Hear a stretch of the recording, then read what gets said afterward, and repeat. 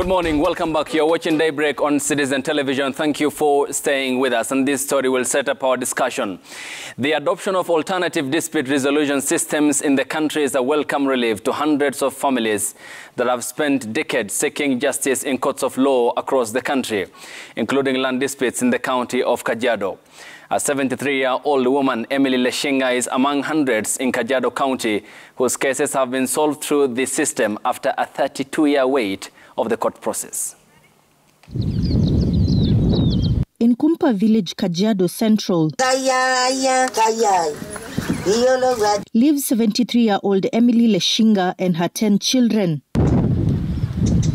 This 100-acre piece of land has been at the center of a legal battle for 32 years, pitting Leshinga against Moses Kosira. Both claimed to have valid title deeds. Tumepitia mambo mingi sana kuanzia 1992 kwa hii mambo ya shamba.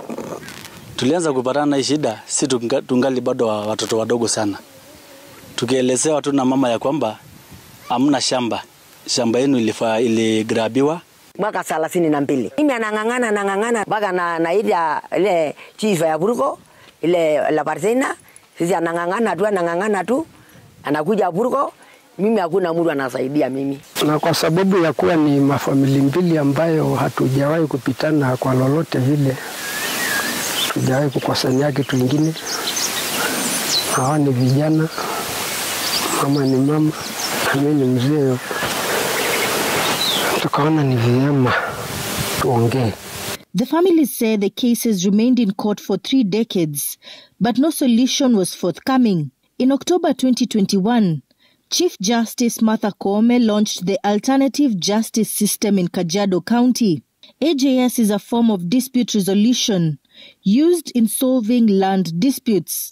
This system came as a relief for Leshinga and Kosira, who solved the tussle in months. Kwa sababu ile njia ambayo ilifuatwa ni ya ukweli kabisa, na haijakuwa ni njia ya kubishana, kwa sababu ni ushahidi kabili ndio imewekwa kwa meza. Hakuna mtu alibishana tena. Tulifurahi kwa sababu tulienda mbele ya mtu ambaye haja yake sana ilikuwa kutaka kujua ni nini kilitendeka na usuluhu ya hii jambo kwa sababu ya ugumu yake itatokea kivipi. Reports from the Land Department in Kajiado County indicate that land disputes in the county have been rampant. Land challenges ranging from boundary disputes, land ownership disputes created by allocation of land by the defunct local authority, which led to double or even multiple allocations. Some cases remain in court for years on end, creating a backlog. The alternative justice system has, however, been a game changer in Kajiado County. I can say we have been able to resolve more than 600 of these cases. The time it takes to resolve these cases. On average, it will take 2 to 3 months. Others you can even resolve in a day or 2. So depending on the complexity of the matter, by and large, relatively speaking, it takes much shorter time than what it will take in court. Emily has benefited from the mediation that she says has given her life a new purpose and those of her children. Marianne Nyambura, Citizen TV. The hashtag on Twitter is Daybreak. The SMS code is 22422 at Citizen TV Kenya and at Ayub Abdikadir. Will sample some of your feedback towards the tail end of this broadcast. With me in studio is John Ohaga on my far right. He is a senior counsel. Good morning again. Good morning. At the center is Professor Joel Ngugi, Court of Appeal Judge. Thank you for your time, Professor. And Njeri Kariuki is a chartered arbitrator, and by extension will be looking at the place of an independent judiciary in the scaling up of Kenya's democracy, the place of the rule of law and the sacrosanct principle of good governance and constitutionalism since the promulgation of Katiba 2010 and the vast array of independent institutions that came with it. Njeri, just as a setup of that story in the county of Kajiado, there are, of course, many other cases that have been taken out of the court process, the litigation process, and have been handled through the alternative dispute resolution mechanism. But why that process as a chartered arbitrator? Arbitration and ADR are the way of the future. What both of them do, or the ADR processes do, is to maintain, first of all, relationships and to lead to a process of people coming back together. Whereas, as we well all know, litigation ends up with people not seeing eye to eye. So because it's less formal, parties are able to come together face to face to discuss their problems with another person present, and to ultimately it causes them to shake hands and resolve whatever it is between them. You see, with litigation, the parties really never come together. They're facing lawyers, such as my friend John here, and they're facing the judge in a courtroom, and it is the third person who is an advocate. And when we call a person an advocate, it means they're there to fight for your position, the position that you yourself have taken. So when it is mediation, reconciliation, all the ADRs, you talk. You actually talk. And that way, by breaking down those barriers of communication, then therein lies the solution for you, because you then generate it for yourselves. Okay. Professor, we'll talk about the impact in terms of its positive contribution towards the reduction of the case log or the case backlogs in the judiciary. But then, in terms of the communication channel here, I'm looking at when the two parties talk by themselves, unlike when they appear before you as a judge and they talk through their advocates who are their representatives in a court of law. How significant is this in terms of now many people opting for the alternative dispute resolution mechanism in taking these cases out of courts and finding a solution for them? I would say, thank you, I would say very significant. What we are trying to do, in fact, is really change the conversation about justice. We think we've gotten the narrative about justice upside down. We ask, where is justice found? And for a long time, we've had this, I think, very Western liberal colonial narrative that justice is found in courts. And justice is not found in courts. Justice is found in our communities every day. So just like health, you don't find people going to the hospital to find health. People go to the hospital when they lack health, when there's something wrong with them. So you don't meet anyone saying, I'm going to the hospital to find health. But we find people saying that we're going to court to get justice because they have been socialized to believe that's where justice is found. And we're trying to change that conversation. We're trying to say that justice is not necessarily found in courts. Justice is found in the community, just like health is found in our everyday living, in what we eat, in what we do every day, so is justice. So we're encouraging people to find justice in their own communities, and when they do so, that justice tends to be more durable, it tends to be more restorative, it tends to be more sustainable, it tends to be more substantive than most of the time the technical justice that you find in the courts. And when do you think that shift can be instituted or imbued within the understanding, when the understanding of many Kenyans that alternative dispute resolution mechanism is the way to go? For example, it unlocked a 32-year-old case. There are many other cases where litigants die even before that matter is dispensed by a court of law in the country. When do you think, in terms of specification, the timing will be ripe? Oh, that's a good question. I think I would say the movement is already on the way. We have the captains of the movement right here from the advocates side. These are the generals of the movement, and I am happy to lead it from the judiciary side. I think Kenyans decided that that is a movement they wanted to take in 2010. In the 2010 constitutions, the Kenyans are quite resolute. They in Article 1, they give the monopoly of decisions, deciding cases to the judiciary. But in Article 159, 2C, they go back and they tell us in deciding cases, the judiciary is mandated, is commanded to promote alternative forms of dispute resolutions, alternative justice systems. So this is not a request to the judiciary, it's not an ask, it's a commandment by the people of Kenya. So Kenyans have delegated that authority to the judiciary, but they have done so with a condition.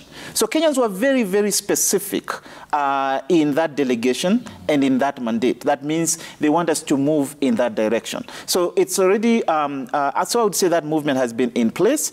And for us, as a steering committee on the alternative justice systems, we've placed the date for the fruition of this movement in 5 years. Okay, 5 years. Yes. That is, God willing, yes. 2028. Yes. Okay, Senior Counsel, yes. When there is this activation of the alternative justice system in the country, and we recently saw during the launch of the State of the Annual Judiciary Report that one of the main concerns and the grey area is the backlog of cases in courts of law across the country. Yes. What's the bearing this will have, that is AJS, on the clearance of such cases in courts of law across the country? Well, certainly. The thing is that Article 159 and the different models of alternative systems of justice, what they essentially do is that they create a multi-door approach to justice. So that means that you do not have to go to court, or that even if you do go to court, there's an alternative pathway for you. So the court will send you to mediation, the court might send you to arbitration, the court might send you to an alternative justice system, such as we just saw. Now, what that does is to essentially, it's like building a highway, you know, from a one-lane road to building a dual carriageway or building a multi-carriageway. That way the traffic flows much better, much easier, and you get off where you need to get off. Yeah? So obviously that then eases the backlog. There should be no presumption that the court is equipped to handle every dispute. That's right. We have to understand that there is what we call horses for courses. Okay. When you look at, for instance, construction, construction is very specialized. You need to send construction disputes to a construction specialist. Okay. You need to release money into the economy. A contractor, for instance, requires constant cash flow, requires his certificates to be paid when they fall due. Now, if he's stuck in court for 10 years, what becomes of that project? What becomes of the employer? What becomes of the potential users or beneficiaries of that project? So the whole purpose of AJS and ADR is essentially to unlock that backlog and to ease the pressure on the court system. And that's what we're beginning to see, as I think you just witnessed. Yeah, in Kajiado, which is just a microcosm of the many other instances of cases we have in courts of law. But Senior Counsel, before I come to Njeri, then many are asking, what's then the difference between arbitration and mediation? The structure is one that you need to appreciate. So litigation is when you go to court. Litigation is very regimented, very process-driven. The rules are, rules that must be followed. So if you don't adhere to a particular process or procedure, your case can get struck out. Now, arbitration sort of equates litigation, but a little less formal, because in arbitration, you sit with an arbitrator who determines your case. Now, in mediation, the decision-making is in the hands of the parties. So the third-party facilitator, who's a mediator, merely assists them to communicate, acts as a bridge to enable them to be able to unlock those channels of communication. You know, when you're in dispute, the first thing that dries up is communication. You know, you stop talking to each other, you look to a third party.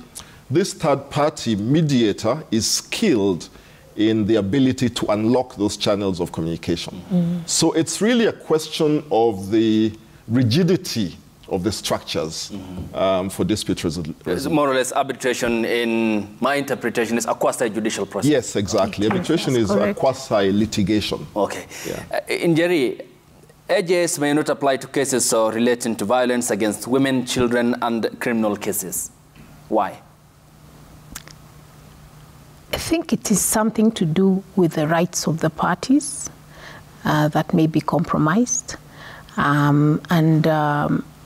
Considering also that, although you have said criminal, women, children. Violence against women, yes. Yes. I don't think you should group them together, first of all. Criminal, definitely. That one is not a case, does not definitely should not fall within the realm of ADR. And in fact, I think we've had cases where in AGS, the traditional systems also have encroached on criminal, which is also not advisable, because the rights, the actual rights of the parties, like where a girl has been raped or something, that should never fall within, even within AGS. But I know many communities actually make use of it.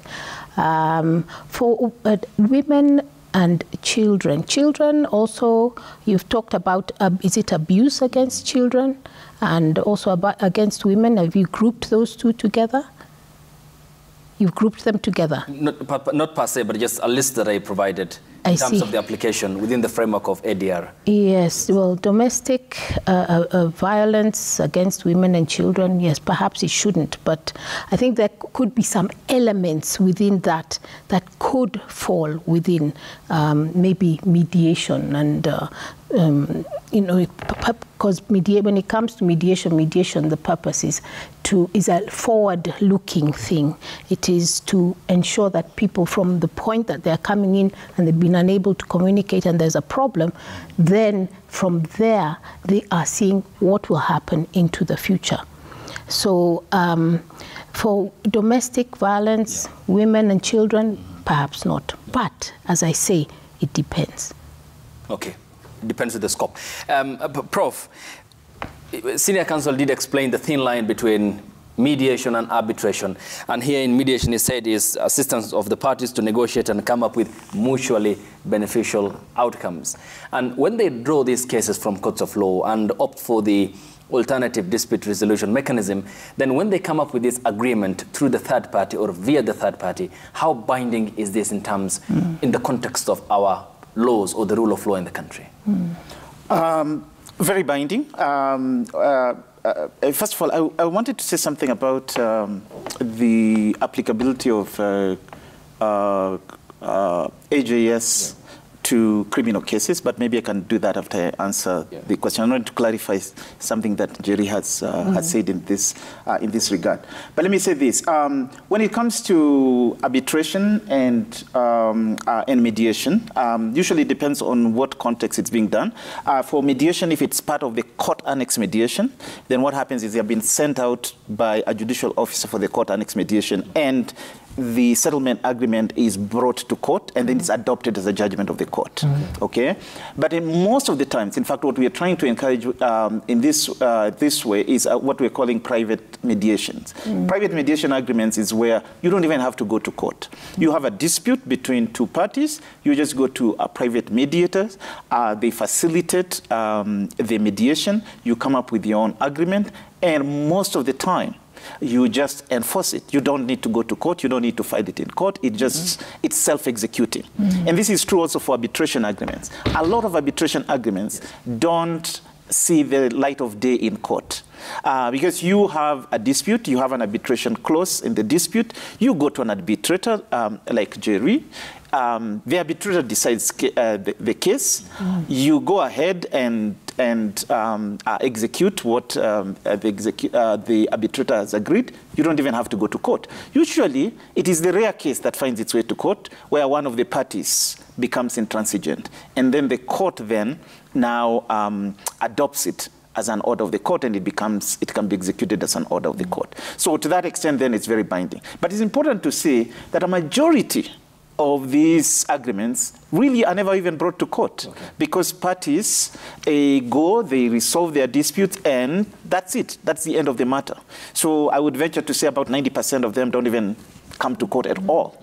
This is why when we did the Justice Needs Survey, we found that 79% of disputes are resolved outside the court system, and we don't even get to know about them in court. It's only 21% of them that actually find their way to court. And then we start parceling them out to mediation, to arbitration, to AJS, and so forth. And that's a really good thing, because you can imagine if we have a backlog. The last State of the Judiciary, State of the Administration of Justice report showed us we have about 678,000 cases that are backlogged. That means they are more than 360 days old. So if we have 678,000 cases as backlog, out of only 21% of disputes that find their way into court, you can imagine how much backlog we would have if all 100% of them actually came into court. So in fact, what we're encouraging parties is to continue resolving their disputes without necessarily finding their way to court, so that even the 21% that are in court, we are finding that many of them do not even belong in court. They could be more optimally be resolved outside court through arbitration, through mediation, through alternative justice systems, and so forth. Okay.